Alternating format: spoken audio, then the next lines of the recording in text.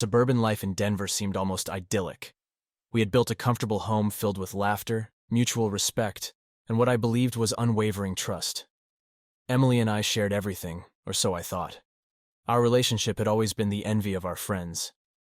We were the couple who finished each other's sentences, who knew each other's likes and dislikes, and who managed to keep the spark alive through all the ups and downs. Our kids, Sarah and Dylan, were thriving, both excelling in school and extracurricular activities. From the outside looking in, we were the picture of a happy family. However, over the past year, I began to notice subtle changes in Emily's behavior. They were small things at first, the kind of stuff you might not even pay attention to unless you're really looking. Emily started spending more time on her phone, often smiling at messages she never shared with me. She had always been open about her social interactions, but lately, she had become more secretive, locking her phone and changing her passwords. When I asked her about it, she brushed it off, saying it was just work stuff or messages from her friends. Our intimacy began to wane as well. It wasn't immediate, but a gradual decline that I initially attributed to the stress of her job. Emily worked as a marketing executive, a role that required frequent travel and long hours. I understood the demands of her job, and I tried to be supportive, taking on more responsibilities at home to lighten her load. But as her trips became more frequent and her hours more erratic, I started to feel a growing sense of unease.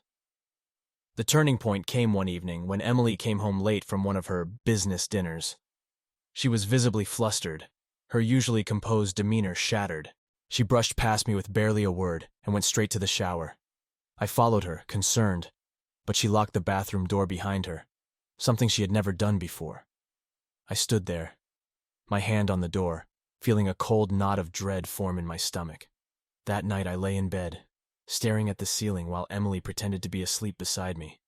I couldn't shake the feeling that something was terribly wrong.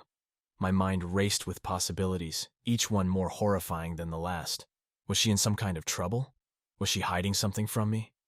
The thought that she might be seeing someone else crossed my mind, but I dismissed it as paranoia. Emily wasn't that kind of person, I told myself. The next morning I decided to talk to her. Over breakfast I gently probed, asking if everything was okay at work, if she was feeling overwhelmed. She looked up from her coffee, her eyes wary, and gave me a tight-lipped smile. "Everything's fine, Jake. Just a lot on my plate right now," she said. But her eyes told a different story, one of anxiety and something else I couldn't quite place. Days turned into weeks, and the distance between us grew. I tried to bridge the gap, planning date nights and family outings, but Emily often found reasons to be unavailable. The kids noticed too. Sarah, our 14-year-old, asked me why Mom seemed so distant lately. I had no answer for her, which only deepened my frustration and sense of helplessness. Then came the night that changed everything. Emily was out of town on another business trip, and I was home alone after putting the kids to bed. I was tidying up when I found her laptop on the kitchen counter, left open and still logged in. A notification popped up on the screen, drawing my attention. It was a message from someone named David. I knew most of Emily's colleagues, but this name didn't ring a bell. Curiosity got the better of me, and I clicked on the message. What I found shattered my world. The conversation was intimate, filled with flirtatious exchanges and plans to meet. There were photos, too, nothing explicit, but intimate enough to confirm my worst fears. Emily was having an affair. I sat there, numb, staring at the screen. The woman I had loved for over half my life, the mother of my children, had betrayed me. My hands shook as I scrolled through the messages, each one a dagger to my heart. How could she do this to us? To me? To our family? The initial shock gave way to a burning anger. I wanted to confront her immediately, but I knew I needed to keep a level head. The kids were asleep upstairs, blissfully unaware of the storm brewing in our home. I closed the laptop, my mind racing with questions and plans. I needed to know everything before I confronted her. I needed to understand the full extent of her betrayal. As I sat alone in the kitchen, the house eerily silent around me, I felt the first sting of what would become a deep and consuming pain. My life, my marriage, everything I thought I knew was crumbling before my eyes, and the woman I loved was at the center of it all, a stranger wearing the face of my wife. The days following my discovery were a blur of disbelief and strategic planning. I felt like a ghost in my own home, going through the motions of everyday life while my mind was consumed with thoughts of Emily's betrayal. I needed to know the extent of her infidelity, to confirm that this wasn't some misunderstanding. But deep down, I knew it was exactly what it looked like. Emily was cheating on me. I decided to start by gathering evidence. If there was one thing I learned from the crime dramas Emily and I used to watch together, it was the importance of having proof. I couldn't just confront her with suspicions. I needed hard evidence to make my case. This wasn't just about catching her. It was about protecting myself and our kids in what I feared might become a messy situation. Emily was still on her business trip, so I had time to dig deeper. I started with her laptop, retracing my steps to that incriminating conversation with David. I copied all the messages, taking screenshots and saving them to a secure cloud account. The more I read, the clearer it became that this wasn't a one-time fling. Their conversations went back months, detailing meetings in various cities, including explicit plans for future rendezvous. Next, I turned my attention to her phone.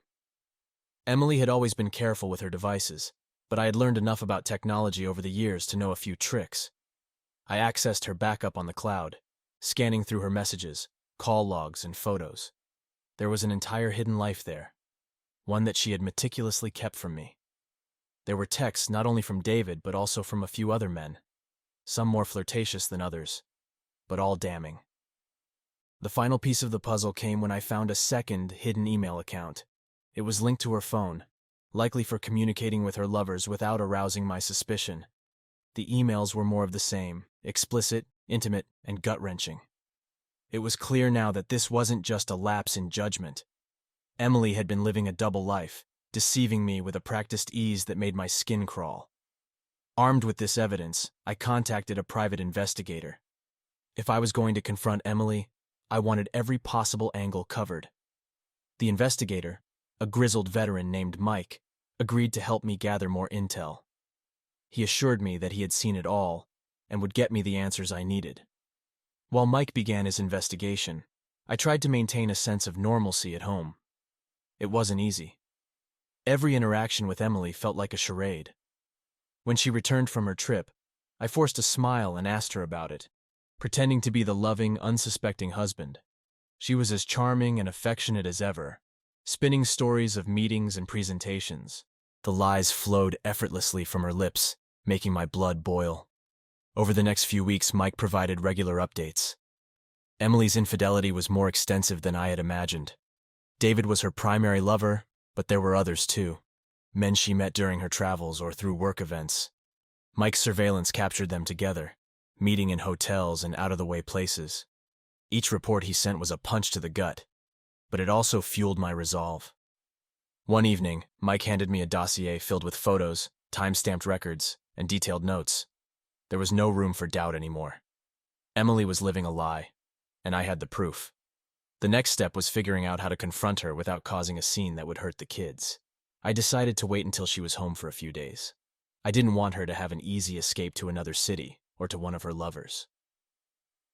The opportunity came one Friday evening. Emily was in the kitchen making dinner while the kids were at a friend's house for a sleepover. It was just the two of us. I walked in, my heart pounding, the dossier clutched in my hand. Emily looked up and smiled, but her smile faded when she saw my expression. "Jake, what's wrong?" she asked, her voice tinged with concern. I didn't answer right away. Instead, I placed the dossier on the table between us and opened it, spreading out the photos and printed messages. Emily's eyes widened as she took in the evidence, her face going pale. "What's this?" she whispered, her voice trembling. "You tell me," I replied, my voice cold and steady. "Explain this, Emily. Explain the messages, the photos, the hotel visits. Explain all of it." She took a step back, her hands shaking. "Jake, I can explain." "Then start explaining," I interrupted, my anger barely contained. "Explain how you could betray me like this, how you could lie to my face every day, how you could do this to our family." Tears welled up in her eyes, but I felt no sympathy. She reached for one of the photos, her fingers trembling. "Jake, I'm so sorry. I never wanted to hurt you." "Well, you did," I snapped. You hurt me, and you hurt our kids. How long has this been going on, Emily? How many men have there been? She sobbed, covering her face with her hands. It was just, I was lonely, Jake. You were always so busy with work and the kids, and I felt neglected. It started with David a year ago, but there were others. I know it's no excuse, but I was lost and confused. Her words stung, but they also fueled my resolve. Neglected? You felt neglected, so you decided to sleep with other men? Do you have any idea what you've done? Emily collapsed into a chair, her sobs racking her body. I know, Jake. I know I've ruined everything. I don't expect you to forgive me, but I need you to understand that I never stopped loving you. Love? I laughed bitterly. You call this love? Sneaking around, lying, betraying me? That's not love, Emily. That's selfishness. She looked up at me, her eyes red and swollen. Please, Jake. I'll do anything to make it right. Please don't leave me. I shook my head, feeling a hollow emptiness settle in my chest. I don't know if there's any way to make this right. You've shattered my trust, and I don't know if I can ever look at you the same way again. The room fell silent, the weight of her betrayal hanging heavy in the air. I turned away, unable to bear the sight of her tears, and walked out of the kitchen. I needed space to think, to process everything. The confrontation had only confirmed what I already knew. Our marriage was in shambles, and there was no easy fix. That night, I slept in the guest room, the cold emptiness of the bed a stark reminder of the life I had lost. The pain of Emily's betrayal cut deep, but I knew I had to keep it together for the sake of our kids. They didn't deserve to be caught in the crossfire of our broken marriage. As I lay there, staring at the ceiling, I realized that the road ahead was going to be long and painful. Emily had shattered the foundation of our relationship, and it was up to me to decide how to rebuild my life from the ruins. The following morning, the house was shrouded in an uneasy silence. Emily was already awake, sitting at the kitchen table with a cup of coffee, her eyes puffy and red from crying. I took a deep breath, steeling myself for the difficult conversation ahead. There was no turning back now. The truth was out, and we had to face it head on. As I entered the kitchen, Emily looked up, her expression a mixture of guilt and desperation. Jake, please, she began, her voice barely above a whisper. We need to talk. I nodded, taking a seat across from her. Yes, we do. But I need you to be honest with me, Emily. No more lies, no more half-truths. I need to know everything. She swallowed hard, her hands trembling as she clutched her coffee cup. I promise, Jake. I'll tell you everything. Start from the beginning, I said, my voice steady but cold. How did this all start? And why? Emily took a deep breath, tears welling up in her eyes. It started about a year ago. I met David at a work conference. We hit it off immediately, and it felt good to have someone pay attention to me, to make me feel special. It was innocent at first, just talking and having lunch together. But then it escalated. Escalated how? I asked, my jaw clenched. We started meeting outside of work, she admitted, her voice shaking. Dinners, drinks, and eventually we ended up in bed together. I knew it was wrong, but I couldn't stop myself. I felt so alone, Jake. You were always so busy with work and the kids, and I felt like I was just an afterthought. I felt a surge of anger, but I forced myself to stay calm. And the others? Were they just to fill the same void? She nodded, tears streaming down her face. Yes, I felt so guilty about David. But instead of stopping, I kept seeking out that feeling of being wanted, being desired. It was like an addiction, and I couldn't break free. You should have talked to me, Emily, I said, my voice cracking with emotion. I could have helped you. We could have worked through this together, but you chose to betray me instead. I know, she sobbed, burying her face in her hands. I know I made terrible choices, and I hate myself for it. But I never stopped loving you, Jake. I swear. I never stopped. Love, I repeated, shaking my head in disbelief. This isn't love, Emily. This is betrayal of the worst kind. Do you have any idea how much you've hurt me? How much you've damaged our family?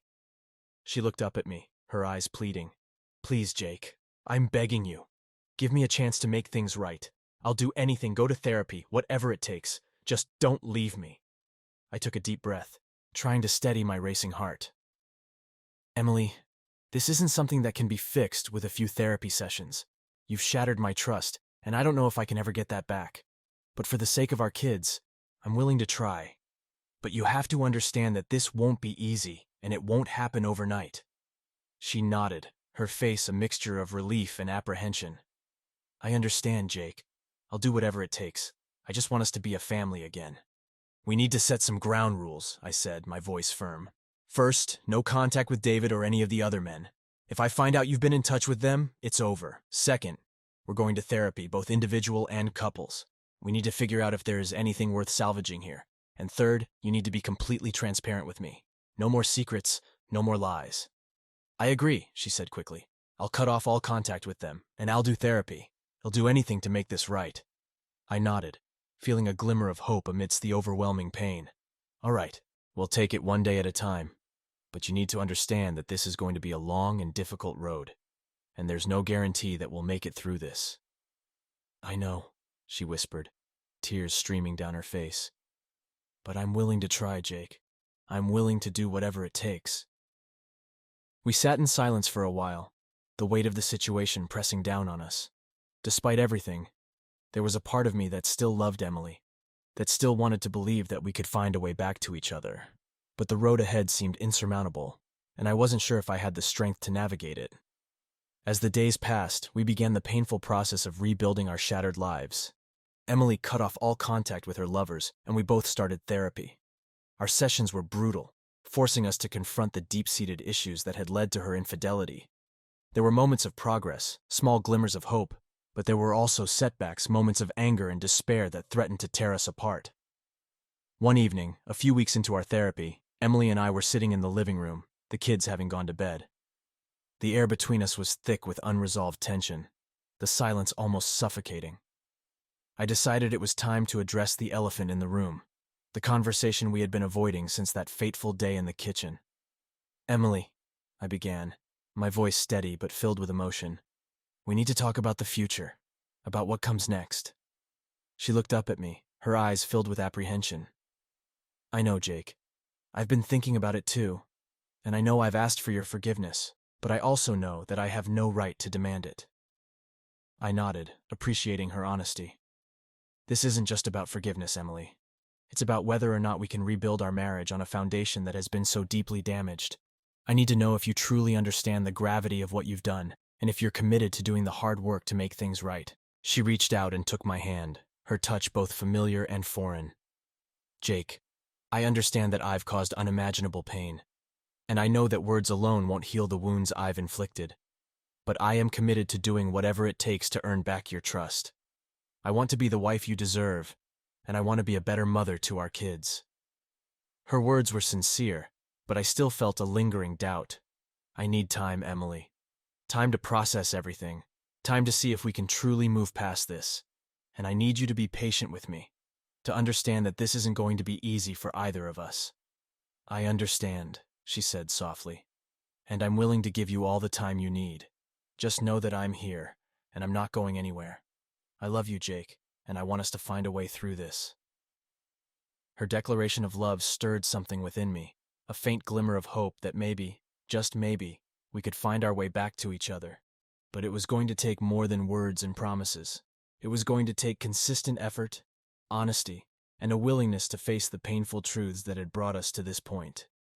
As we sat there, hand in hand, I realized that the road ahead was uncertain, filled with challenges and obstacles that we would have to navigate together. But for the sake of our children, and for the love that still lingered between us, I was willing to try. It was a fragile hope, but it was hope nonetheless. The weeks turned into months, and the healing process was slow and often painful. There were days when the memories of her betrayal would overwhelm me, and I would find myself questioning whether it was all worth it. But then there were moments, small and fleeting, where I could see glimpses of the woman I had fallen in love with all those years ago. Emily was true to her word. She was transparent, attending therapy sessions with unwavering commitment, and making a genuine effort to rebuild our trust. Our therapist, Dr.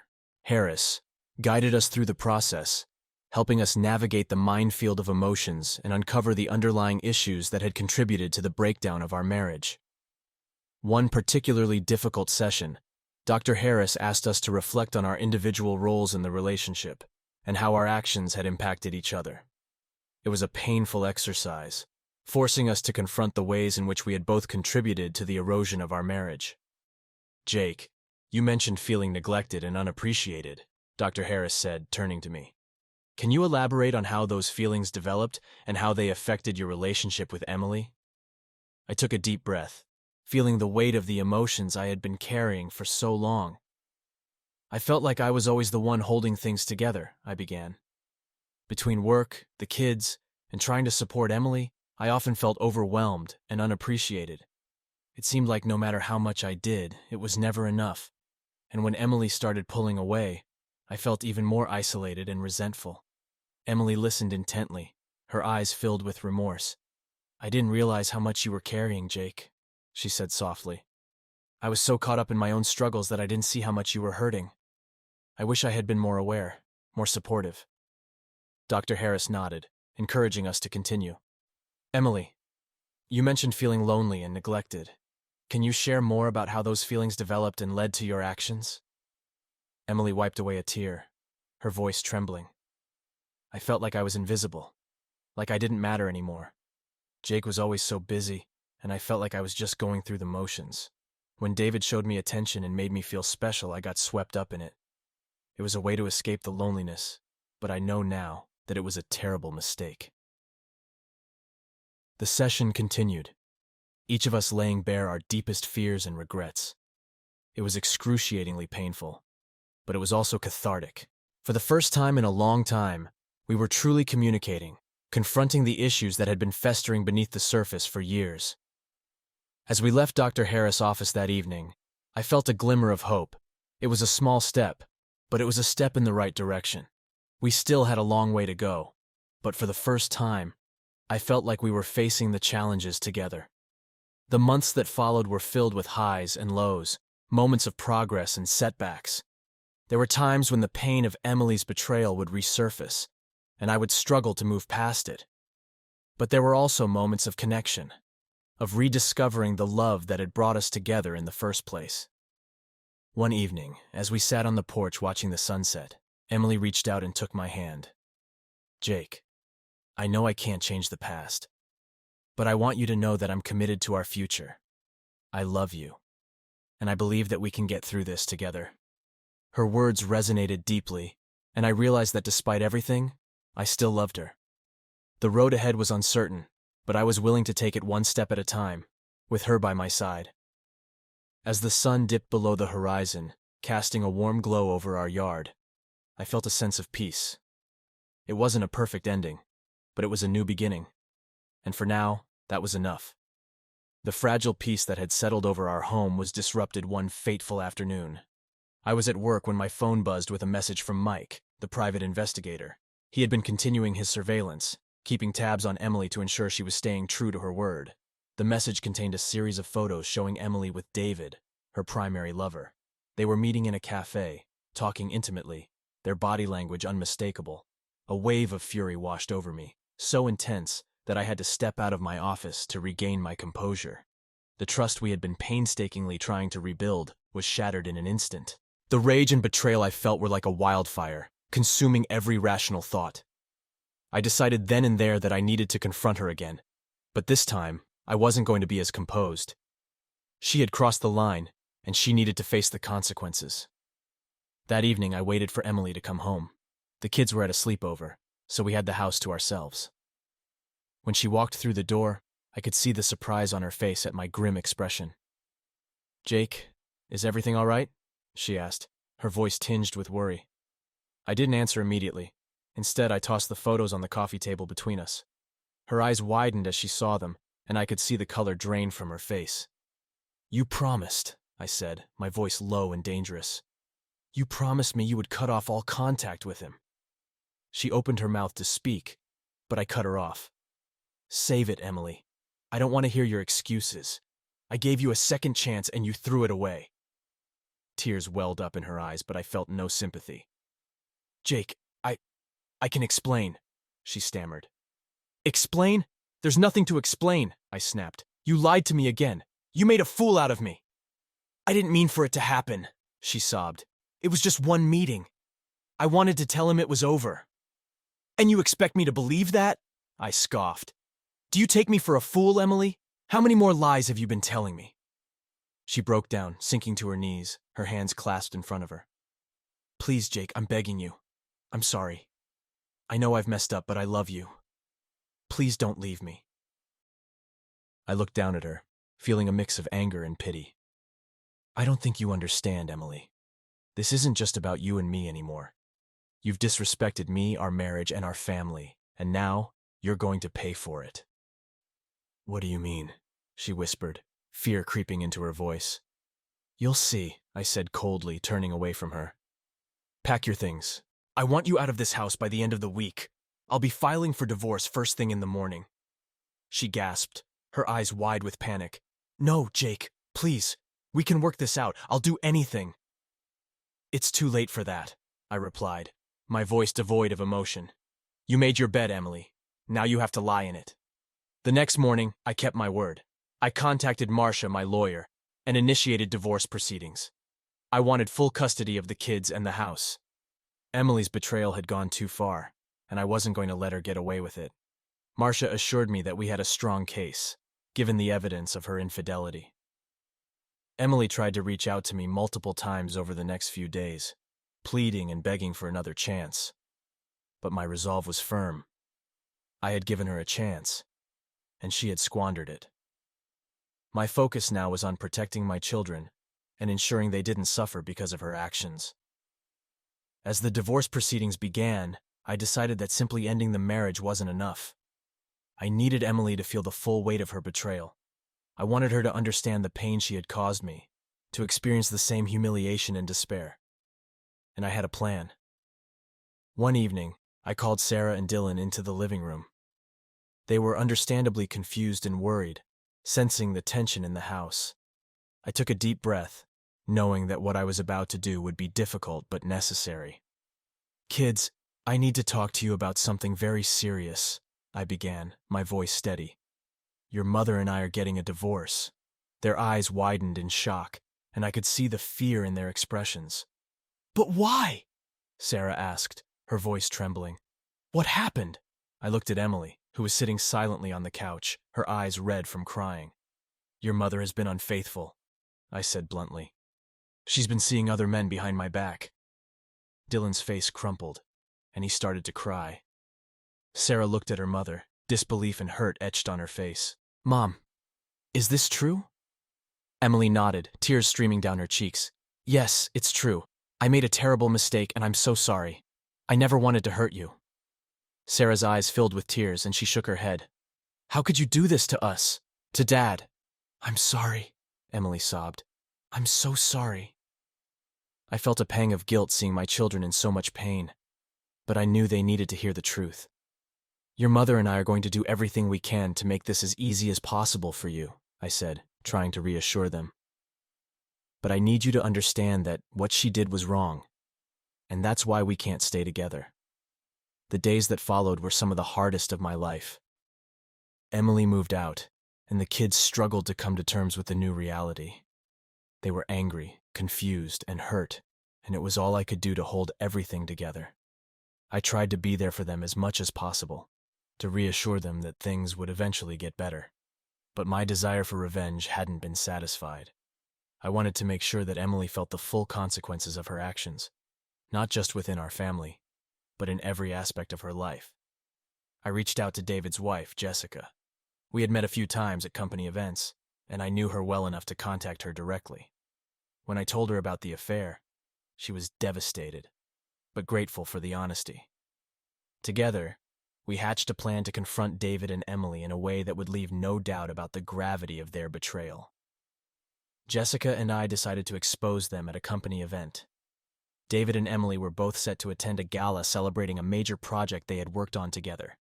It was the perfect opportunity to reveal their affair to their colleagues and superiors, ensuring that their professional reputations would be as damaged as their personal lives. On the night of the gala, Jessica and I arrived together, our expressions grim but determined. We made our way to the front of the room, where a large screen was set up for a presentation. As the room filled with guests, Jessica took the stage, holding a remote control in her hand. "Ladies and gentlemen," she began, her voice steady but filled with emotion. "I'm Jessica, David's wife. I have something very important to share with all of you." There was a murmur of confusion as she clicked the remote, and a series of photos appeared on the screen. They were the same photos Mike had taken, showing David and Emily in compromising positions. Gasps and whispers filled the room as the reality of what they were seeing sunk in. "This is my husband, David," Jessica continued, her voice breaking slightly. "And this is his mistress, Emily. They've been having an affair for over a year, betraying their spouses and their families." The room was silent, the tension palpable. David and Emily stood frozen, their faces pale and stricken. I stepped forward, my gaze fixed on Emily. "This is the woman who destroyed our family," I said, my voice cold and clear. "She lied to me, to our children, and to all of you." The impact of our revelation was immediate. David was fired from his position, and Emily faced severe disciplinary action. Their colleagues, who had once admired and respected them, now looked at them with disdain and pity. As the evening wore on, I felt a grim satisfaction watching Emily and David face the consequences of their actions. It didn't erase the pain or heal the wounds, but it gave me a sense of justice, of balance being restored. The days that followed were a whirlwind of legal proceedings and emotional upheaval. Emily tried to reach out to me, to apologize and beg for forgiveness, but I remained resolute. The damage was done, and there was no going back. Eventually the dust settled. The divorce was finalized, and I was granted full custody of the kids. Emily moved to a different city, hoping to start over, but her actions had left a permanent mark on her reputation and her relationships. As for me, I focused on rebuilding my life and providing a stable, loving environment for Sarah and Dylan. The journey was far from easy, and there were days when the weight of the past threatened to overwhelm me. But I had learned to lean on the support of my friends, my family, and most importantly, my children. In the end, I realized that revenge, while satisfying in the moment, was not the path to healing. True healing came from accepting the pain, learning from it, and finding the strength to move forward. And that was exactly what I intended to do. The satisfaction of seeing Emily and David face public humiliation and professional downfall was fleeting. After the initial rush of vengeance, a deeper, more profound sadness settled in. The aftermath of the confrontation left me feeling hollow and exhausted. My life had been turned upside down, and now I had to pick up the pieces and figure out how to move forward. The days that followed were a whirlwind of emotions. Anger, sorrow, and regret fought for dominance in my mind. I found myself constantly replaying the events that led up to the divorce, questioning every decision I had made and every moment I might have missed. The weight of it all was overwhelming, and there were times when I felt like I was drowning in my own thoughts. Sarah and Dylan were struggling too. They had always looked up to Emily, and discovering her betrayal shattered their world. They were angry, confused, and heartbroken, and I did my best to be there for them, even though I was barely holding it together myself. We talked a lot about what had happened, trying to make sense of it all and reassure each other that things would eventually get better. But it was hard. Every time I saw their faces, I was reminded of the pain Emily had caused. I had to fight the urge to lash out, to vent my frustration and anger in front of them. They needed stability and love, not more turmoil. So I put on a brave face and tried to be the strong, dependable father they needed, even though I felt anything but strong inside. I sought solace in therapy, both for myself and with the kids. Dr. Ellis, my therapist, became an anchor in the storm. He was a calm, steady presence who helped me navigate the turbulent waters of my emotions. Our sessions were intense and often painful, but they were also necessary. I needed to understand my feelings, to process the betrayal and find a way to heal. One of the hardest parts was grappling with the sense of loss. Emily and I had shared so many years together, so many memories. It felt like a part of me had been ripped away, leaving a gaping wound that refused to heal. I missed the woman I'd fallen in love with, the partner I had trusted implicitly. But that woman was gone, replaced by someone I no longer recognized. There were days when the anger would flare up, consuming me with thoughts of revenge and retribution. I would think about all the ways I could make Emily suffer, all the ways I could show her just how much she had hurt me. But those thoughts were poison, and I knew I couldn't let them control me. Dr. Ellis helped me see that holding on to anger and bitterness would only prolong my suffering. I needed to let go, to find a way to forgive, not for Emily's sake, but for my own. Forgiveness was a bitter pill to swallow. It felt like I was letting her off the hook, like I was excusing her behavior. But Dr. Ellis explained that forgiveness wasn't about condoning what she had done. It was about freeing myself from the chains of resentment and anger. It was about finding peace within myself, so I could move forward and build a new life. The kids struggled with forgiveness too. They felt betrayed, not just by their mother's actions, but by the way she had turned their world upside down. Sarah, in particular, had a hard time. She had always been close to Emily, and the betrayal cut deep. She was angry and hurt, and it took a long time for her to even consider the possibility of forgiveness. Dylan, on the other hand, was quieter about his feelings. He retreated into himself, spending long hours alone in his room. It worried me, seeing him withdraw like that, but I knew I couldn't force him to open up. I tried to give him the space he needed, while also making sure he knew I was there for him, ready to listen whenever he was ready to talk. As the weeks turned into months, we slowly began to find a new normal. It wasn't easy, and there were many setbacks along the way. But we were healing, bit by bit. The pain was still there, but it was becoming more manageable. The raw, searing agony of betrayal was slowly giving way to a dull ache, a reminder of what had been lost, but also a sign of our resilience. I started to focus on rebuilding my life, on finding joy in small moments and new experiences. I reconnected with old friends, people I had lost touch with during the tumultuous years of my marriage. I took up hobbies I had neglected, finding solace in the simple pleasure of creating something with my hands. Whether it was woodworking, painting, or gardening, these activities became a form of therapy, a way to channel my emotions into something positive. The kids and I began to create new traditions, small rituals that helped us feel more grounded and connected. We would have movie nights every Friday, complete with popcorn and homemade pizzas. We took weekend trips to nearby hiking trails, exploring nature and finding peace in the beauty of the outdoors. These moments, while small, were incredibly healing.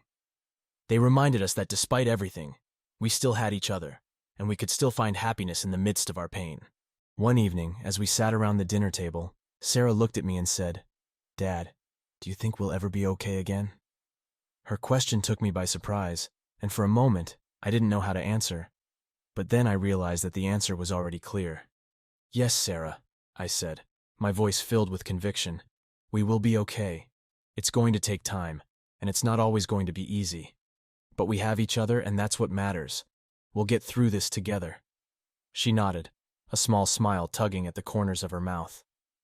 "I believe you, Dad. I really do."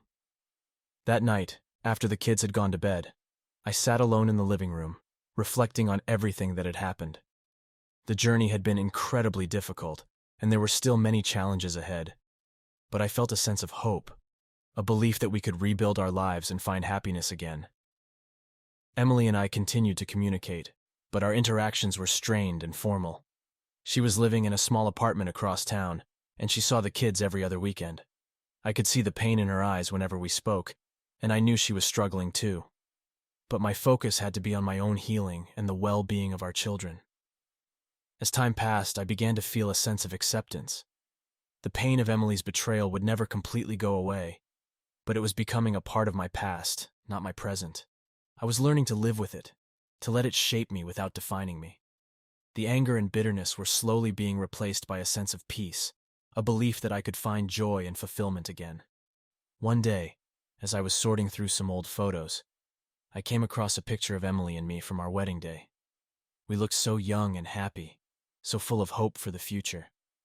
I felt a pang of sadness, but also a sense of gratitude for the good times we had shared. Despite everything, those memories were still a part of me, and they had shaped who I was. I decided to put the photo in a box, along with other mementos from our marriage.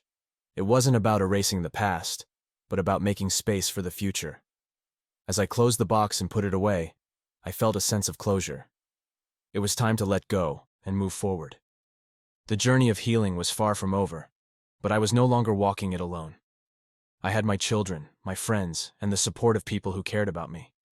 And most importantly, I had a renewed sense of hope and a belief that I could rebuild my life, one step at a time. As I looked out the window at the setting sun, I felt a sense of calm wash over me. The future was uncertain, but it was also filled with possibilities. And for the first time in a long time, I felt ready to embrace whatever lay ahead. Months passed, and the healing process, while slow and arduous, continued. I found myself increasingly focused on rebuilding my life and providing stability for Sarah and Dylan. Emily was a constant presence in the background, seeing the kids every other weekend, but our interactions remained strained and formal. The wounds from her betrayal were still too fresh, too raw. Then one evening, I received a call from Emily. Her voice was hesitant, filled with an emotion I couldn't quite place. "Jake, can we talk? I think we need to have a serious conversation for the sake of the kids." I agreed, knowing that despite everything, we needed to find a way to co-parent effectively. We decided to meet at a neutral location, a small cafe halfway between our homes. As I sat waiting for her, a mix of apprehension and curiosity churned in my stomach. I wasn't sure what to expect, but I knew this conversation was necessary. Emily arrived, looking more fragile than I remembered. She took a seat across from me, her hands clasped nervously in her lap. "Thank you for meeting with me, Jake," she began, her voice soft. "I know this isn't easy for either of us." I nodded, trying to keep my emotions in check. "What do you want to talk about, Emily?" She took a deep breath, her eyes filled with sorrow. "I've been doing a lot of thinking, and I realize that I owe you a proper apology. I've said I'm sorry before, but I don't think I've ever really acknowledged the depth of the pain I caused you." Her words took me by surprise.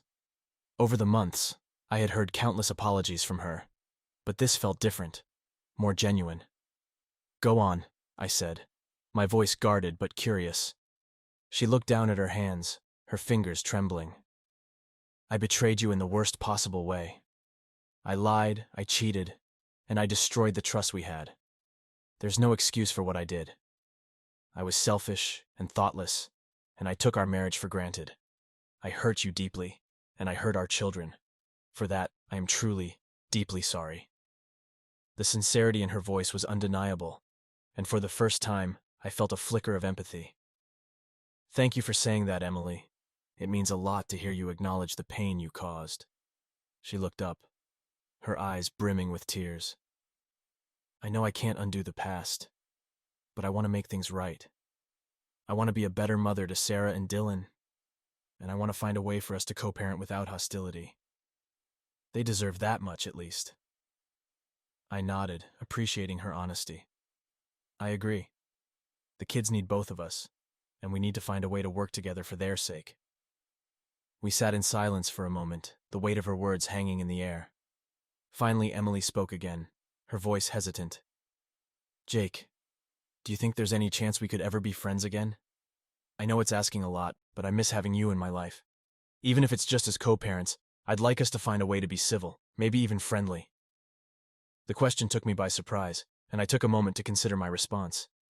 The idea of being friends with Emily seemed impossible, given everything that had happened. But at the same time, I knew that holding on to anger and resentment wouldn't help anyone, least of all our children. "I don't know if we can ever be friends, Emily," I said honestly. "But I'm willing to try to be civil for the sake of the kids. They need us to be strong and united, even if we're no longer together." She nodded, a small smile of gratitude crossing her face. "That's all I can ask for. Thank you, Jake." We spent the rest of the evening discussing practical matters, scheduling, school events, and how to handle holidays. It was a difficult conversation, but also a necessary one. By the end of it, I felt a sense of relief. We had taken a small but significant step towards finding a new normal. As we stood to leave, Emily reached out and touched my arm. "Jake, I want you to know that I'm committed to doing whatever it takes to make this work. I've started seeing a therapist, and I'm trying to understand why I did what I did.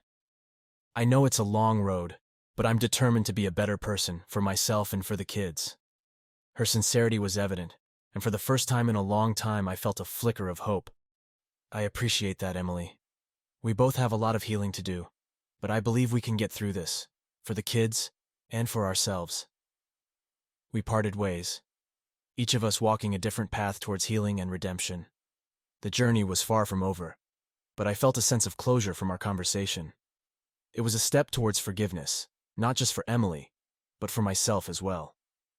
The days that followed were a mix of progress and setbacks. Emily and I continued to navigate the complexities of co-parenting, working together to ensure that Sarah and Dylan felt supported and loved.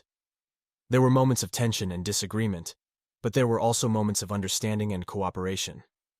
One evening, after a particularly challenging day, Sarah came to me with a question. "Dad, do you still love Mom?" The question caught me off guard, and I took a moment to gather my thoughts.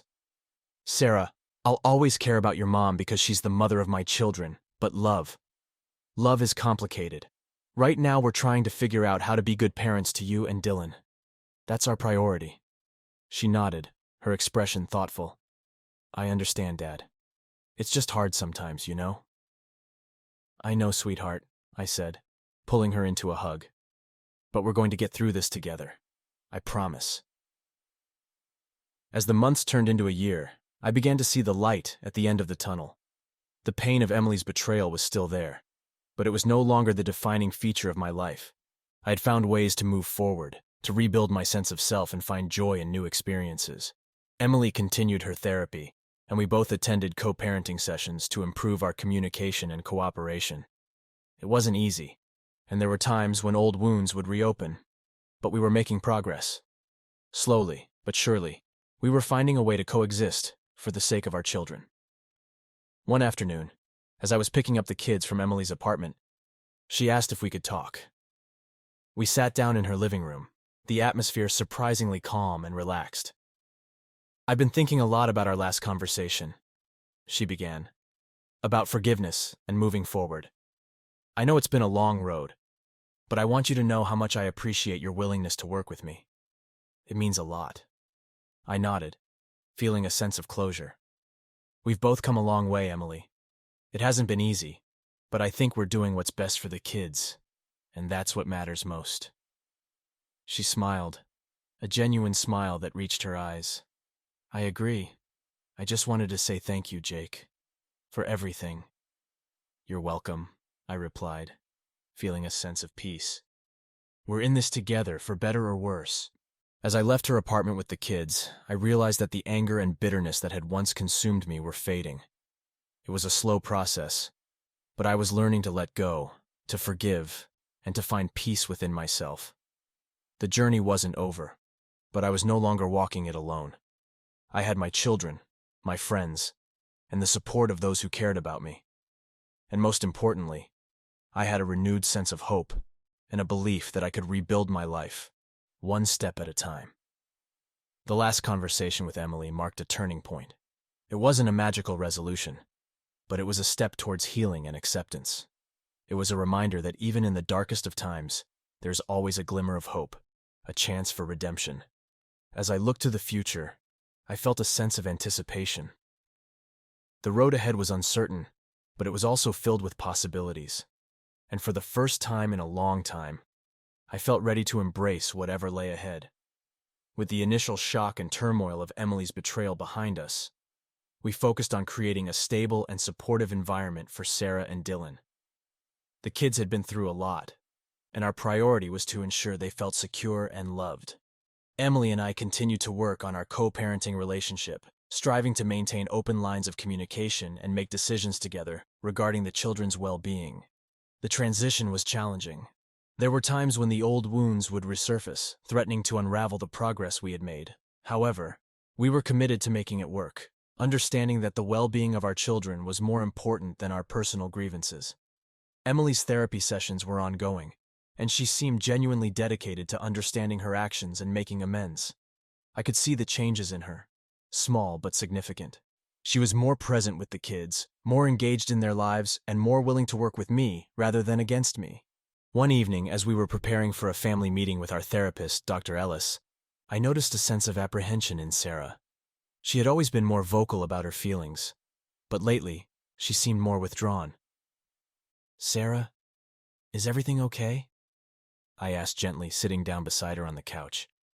She looked up at me, her eyes filled with uncertainty.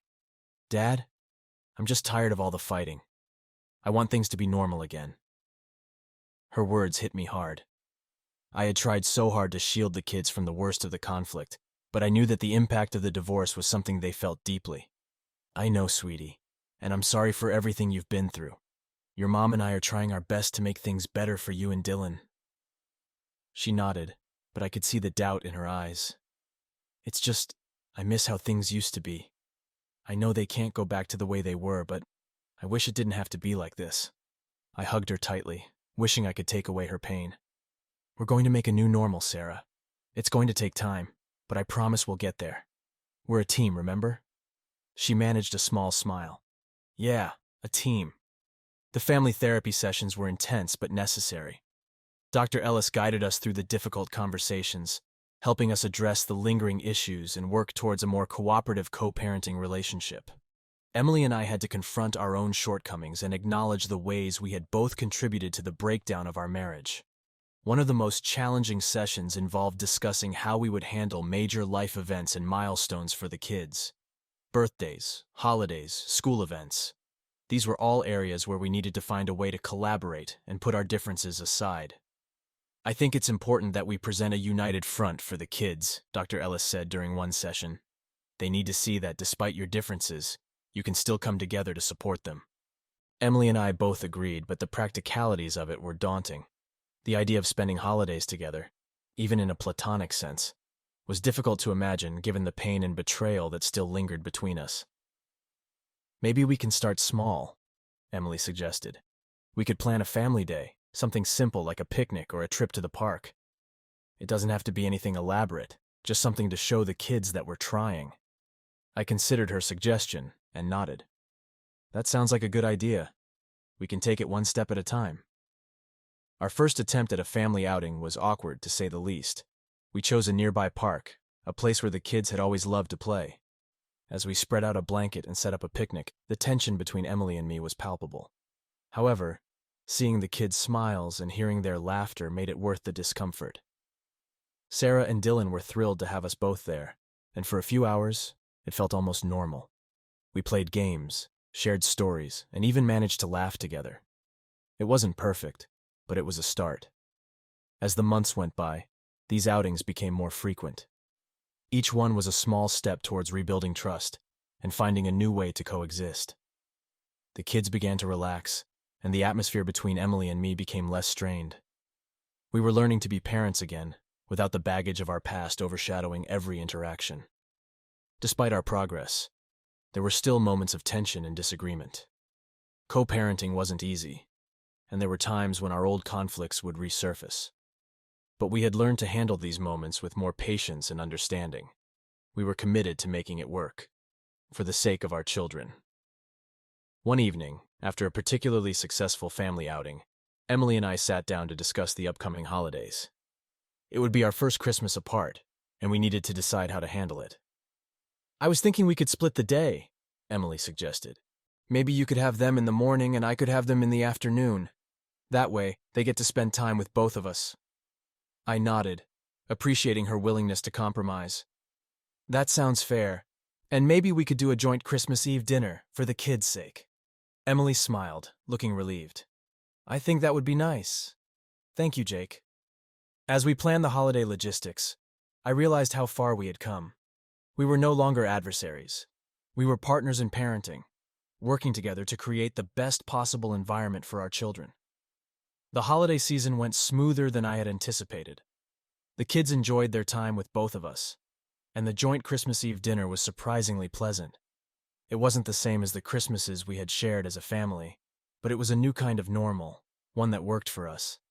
In the midst of all this, I found myself starting to look forward to the future. The pain of the past was still there, but it no longer dominated my every thought. I had found new hobbies, new interests, and new ways to find joy. Life was beginning to feel more balanced, more hopeful.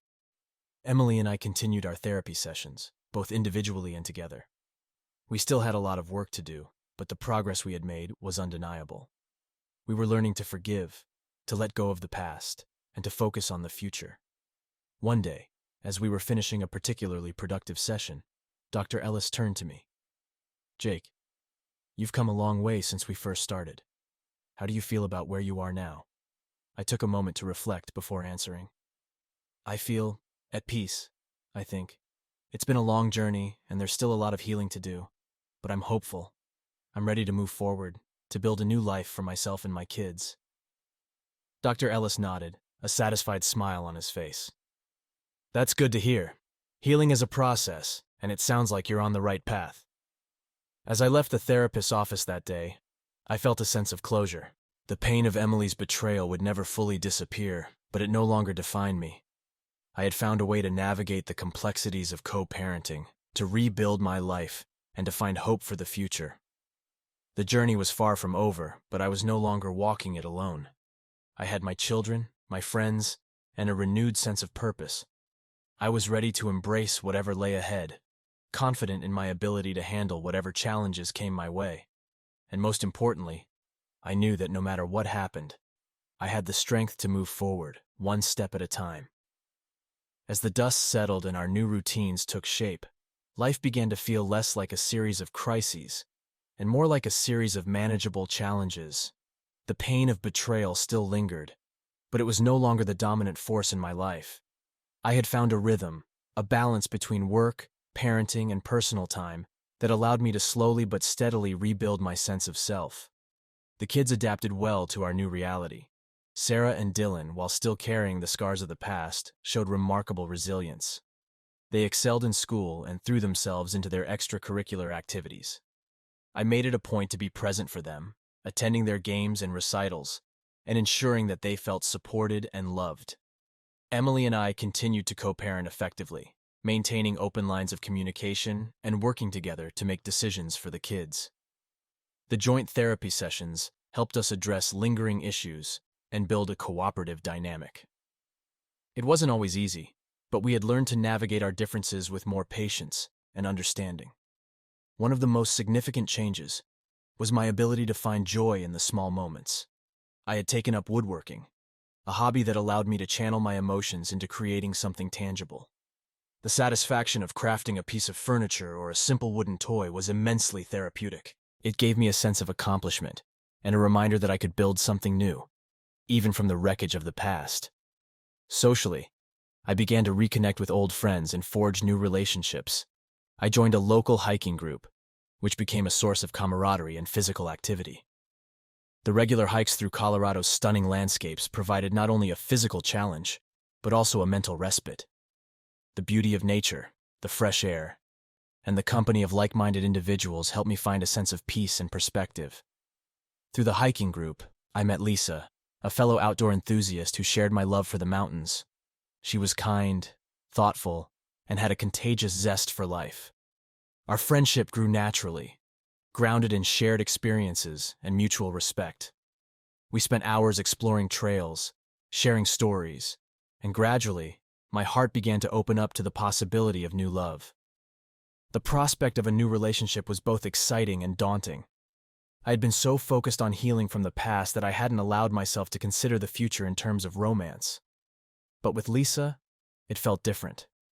There was no pressure, no rush, just a genuine connection that felt right. One evening, after a particularly challenging hike, we sat on a rocky outcrop, watching the sunset paint the sky in hues of orange and pink.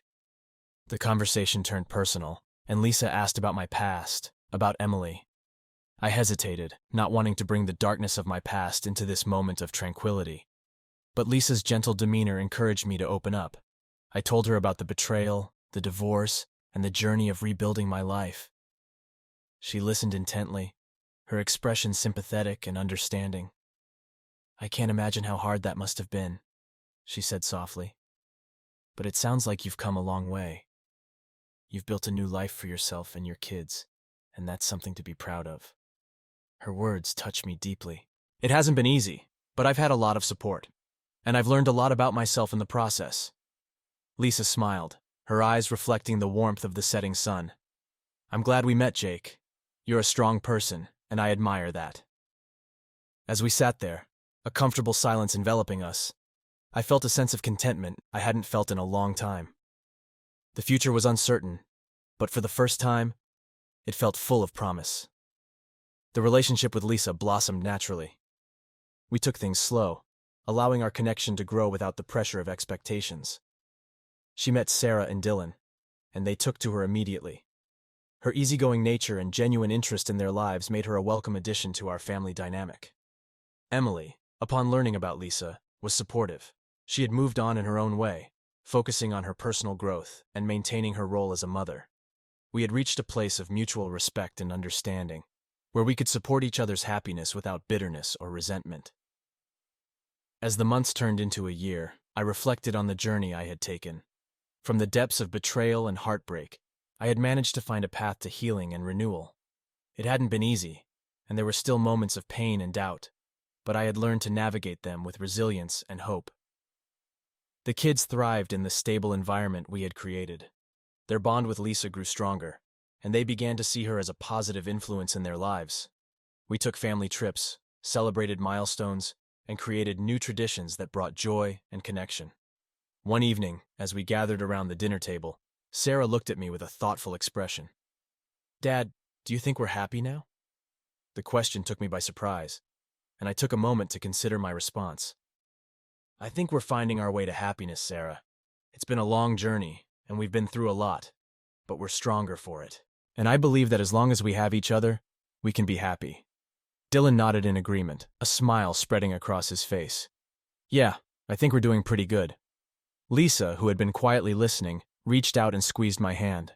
"I think so too. We've built something special here." As I looked around the table at the faces of those I loved, I felt a profound sense of gratitude. The journey had been difficult, but it had also been transformative. I had learned to let go of the past, to forgive, and to embrace the possibilities of the future. The new life we had created was not without its challenges, but it was filled with love, resilience, and hope. We had found a way to move forward, to rebuild from the ruins, and to create something beautiful and meaningful. As the evening drew to a close, and the house settled into a peaceful quiet, I reflected on the path that had brought us here. It was a journey marked by pain and loss, but also by growth and renewal. And in the end, it was a journey that had led us to a place of hope and promise. With Lisa by my side, the kids thriving, and a future filled with possibilities, I felt ready to embrace whatever lay ahead. The past had shaped me, but it no longer defined me. I had found a way to heal, to forgive, and to build a new life. And for that, I was profoundly grateful. As I lay in bed that night, listening to the gentle sounds of the house, I felt a sense of peace. The journey was far from over, but I knew that with the love and support of those around me, I could face whatever challenges came my way. The future was bright, and I was ready to embrace it with an open heart and a renewed sense of purpose. The new life I had built was a testament to the strength of the human spirit, and a reminder that even in the darkest of times, there is always a path to healing and hope.